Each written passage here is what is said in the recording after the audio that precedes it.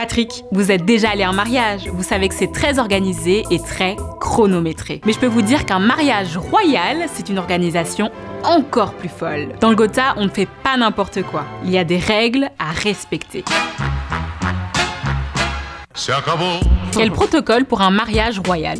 La première règle, elle commence bien avant le mariage. Dans beaucoup de monarchies, le ou la prétendante d'un des membres de la famille royale doit être accepté par la famille. Dans certaines monarchies, même le Premier ministre a son mot à dire. Oui, vous l'avez bien compris, le Premier ministre valide les amoureux ou les amoureuses des membres de la famille royale. C'est le cas chez nous. Amadeo, le fils de la princesse Astrid, en sait quelque chose. Il s'est marié le 5 juillet 2014, mais son mariage n'a été validé que 16 mois après la cérémonie. Que s'est-il passé? Normalement, en Belgique, les princes et les princesses qui veulent se marier doivent obtenir l'autorisation du roi.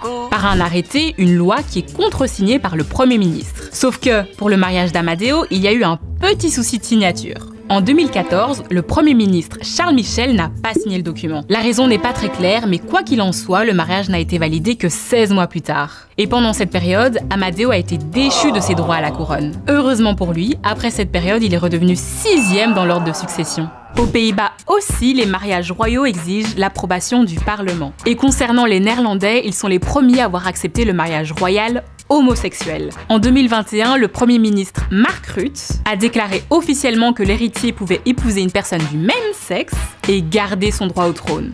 Et sinon, en termes de protocole, il y a des mariages royaux qui font plus parler d'eux que d'autres. C'est le cas des mariages royaux britanniques. Récemment, il y a d'abord eu le mariage du prince William et Kate Middleton, et puis le prince Harry et Meghan Markle. Les deux femmes étant des roturières, elles ont dû passer beaucoup de temps avec la reine Elisabeth avant que les princes ne puissent faire leur demande. C'est une des règles à respecter. Et pour Meghan, ça n'a pas été des plus faciles. Elle a notamment dû être baptisée avant le mariage. Une loi britannique a longtemps empêché les catholiques de se marier avec un membre de la famille royale. Le protocole britannique est l'un des plus contraignants et parfois même surprenants. Au niveau de la tenue, le marié doit porter un uniforme militaire et la mariée une robe blanche. La future épouse doit porter une tiare et un bouquet de myrte qu'elle déposera sur la tombe du soldat inconnu. Lors de la cérémonie, la famille royale doit s'asseoir du côté droit de l'église. Les invités aussi doivent respecter le protocole. Et en ce qui concerne les femmes, elles doivent porter un chapeau. Peu importe la taille, la couleur ou la forme, mais chapeau obligatoire. Règle que les invités acceptent avec plaisir parce qu'elles savent qu'elles recevront un morceau de gâteau. Et oui, les invités sont remerciés avec une part de gâteau envoyée par courrier. Bon bah voilà Patrick, si vous avez une petite envie de gâteau ce soir devant la télé, vous savez ce qu'il vous reste à faire.